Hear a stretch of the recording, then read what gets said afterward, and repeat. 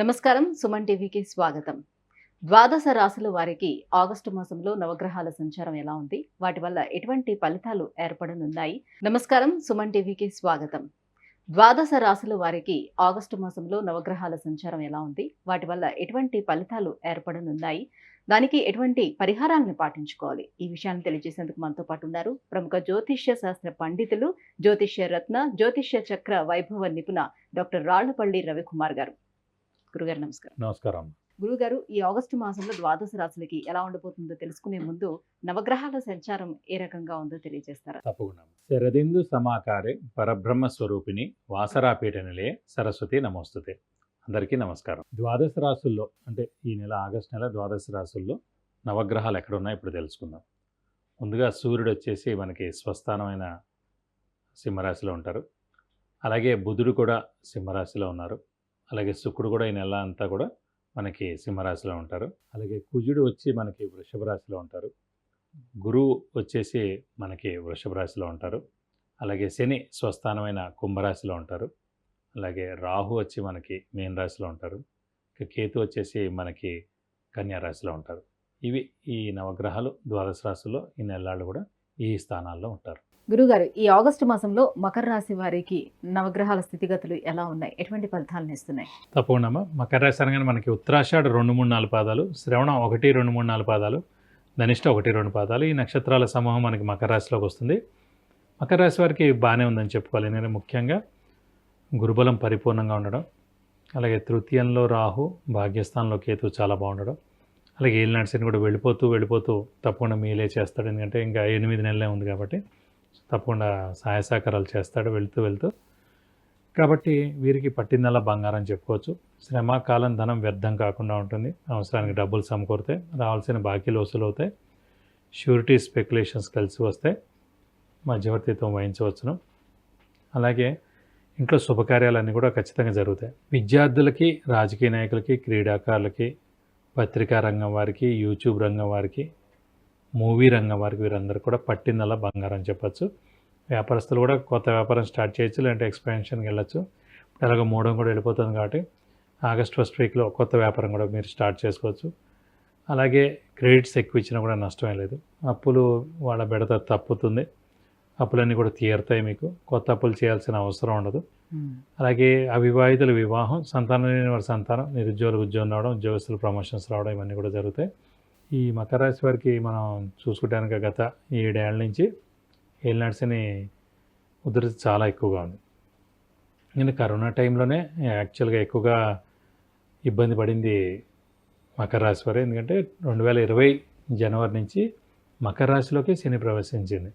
So 2.5 సంవత్సరాలు కాబట్టి 2020, 2021, 2022 3 ఏళ్ళు కూడా 2.5 సంవత్సరాలు కూడా మకర రాశిలోనే ఎక్కువగా శని ఉండడం చేత మెయిన్ కరోనా కూడా ఎక్కువగా ఉధృతి అప్పుడే చూపించింది. కాబట్టి చాలామంది కరోనా బారిన పడ్డారు, చాలామంది అనారోగ్యం చేసింది, చాలామంది చనిపోయారు కూడా. మకర రాశి వాళ్ళు ఎక్కువగా మంది కూడా ఎఫెక్ట్ పొందారు దాంతో. సో అవన్నీ ఆల్రెడీ పొందారు కాబట్టి ఇప్పుడు వెళ్ళిపోతూ తప్పకుండా మేలు చేసే వెళ్తుంది. కాబట్టి ఖచ్చితంగా మకర రాశి వారికి ఈ సంవత్సరం కాలం అంతా కూడా విపరీతంగా చాలా బాగుంటుంది. తర్వాత కూడా నెక్స్ట్ ఏడాది ఏప్రిల్, మే తోటి వెళ్ళిపోయిన తర్వాత 2.5 సంవత్సరాలు ఇంకా శని తృతీయంలో ఉంటాడు కాబట్టి ఇంకా గోల్డెన్ పీరియడ్ కూడా. కాబట్టి మీరు ఏం ఊహించక్కర్లేదు, ఖచ్చితంగా చాలా బాగుంటుంది మీకు. కొద్దిగా మీరు హార్డ్ వర్క్ చేయండి, అలాగే దైవాన్ని నమ్ముకోండి. స్పెక్యులేషన్ జోలు కూడా ఎక్కువగా వెళ్ళకండి. సాధారణంగా అంటే చాలామంది ఈ మధ్యన జ్యోతిషం మాకు కలిసి రావట్లేదు, జ్యోతిషం చెప్పించిన చాలామంది బెట్టింగ్లు కూడా వెళ్తున్నారండి. సో మనం ఏం చెప్పం, బెట్టింగ్లు కట్టమని, లేకపోతే స్పెక్యులేషన్ జోలికి వెళ్ళమని, లేకపోతే ఆ షేర్ కొనమని, లేకపోతే ఫలానా వాడు నెగ్గుతాడు, ఈ రాజకీయ నాయకుడు నెగ్గుతాడు, ఈ పార్టీ నెగ్గుతుందని. సో బెట్టింగ్లు అనేవి ఎప్పుడు కూడా దాని జోలికి వెళ్ళకూడదు, స్పెక్యులేషన్ జోలు కూడా వెళ్ళకూడదు. సో మన చేతుల్లో 50-50 ఛాన్సెస్ 99 మంది దగ్గర పోతే ఒక వ్యక్తికి వస్తుంది ఆ డబ్బా అంతా. కాబట్టి 99% సక్సెస్ రేట్ ఉండదు. సో 1% సక్సెస్ రేట్ ఉంటుంది. కాబట్టి మీరు బెట్టింగ్లు కట్టి మీరు ఆ సినిమా, మీరు ఆ రాజకీయ నాయకులు నెగ్గుతారని, ఆ పార్టీ వాళ్ళు నెగ్గుతారని వాళ్ళ మీద బెట్టింగ్లు కడితే ఎవరేం చేయలేరు. సో దానికి జ్యోతిష్యం వర్తించదు. సో మీరు కష్టపడి మామూలుగా హార్డ్ వర్క్ చేసి దైవాన్ని నమ్ముకొని మంచి పద్ధతిలో మీరు వెళ్తే కనుక అందరికీ జనాలు సహాయ సహకారాలు చేస్తూ అప్పుడు మీరు సక్సెస్ అవుతారు, మీ టైం బాగుంటుంది.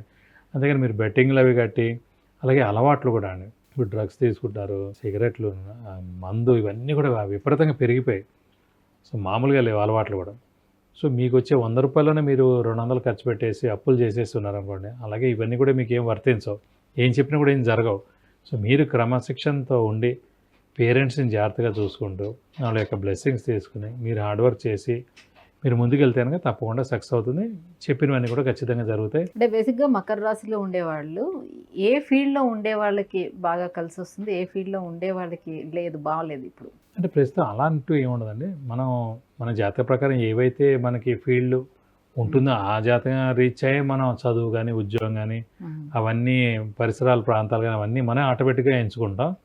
ఖచ్చితంగా అందులో ఉన్నదే మనం ఎంచుకుంటాం, కానీ లేనిదే మనం ఎంచుకోం. లేనిది ఎంచుకున్నా కొన్నాళ్ళకి అది వదిలేస్తాం, మళ్ళీ ఒరిజినల్ దాంట్లోనే పడతాం.